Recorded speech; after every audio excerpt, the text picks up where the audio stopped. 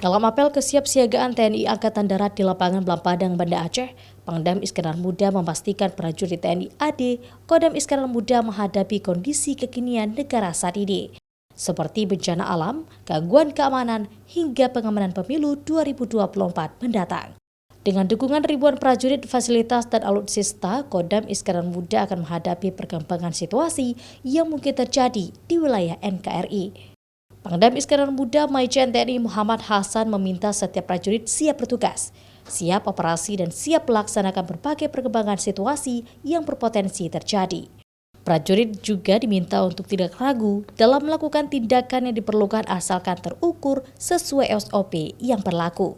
Kasat yakin dan mengetahui bahwa seluruh prajuritnya yang ada di Indonesia ini siap untuk melaksanakan tugas, siap untuk melaksanakan operasi, dan siap melaksanakan berbagai kegiatan kontingensi apapun. Tadi sampaikan oleh Bapak Kasat, kita siap mengantisipasi berbagai hal, termasuk juga bencana alam, kemudian kegiatan yang bersifat teritorial seperti ketahanan pangan, stunting, dan lain-lainnya. Dalam apel kesiapsiagaan TNI Angkatan Darat, Pangdam Iskandar Muda mengecek dan memastikan kesiapan prajurit, material maupun alutsista yang digunakan dalam setiap operasi menghadapi kondisi kekinian bangsa. Hal tersebut juga sudah dilaporkan kepada Kasat melalui apel kesiapsiagaan TNI Angkatan Darat secara virtual.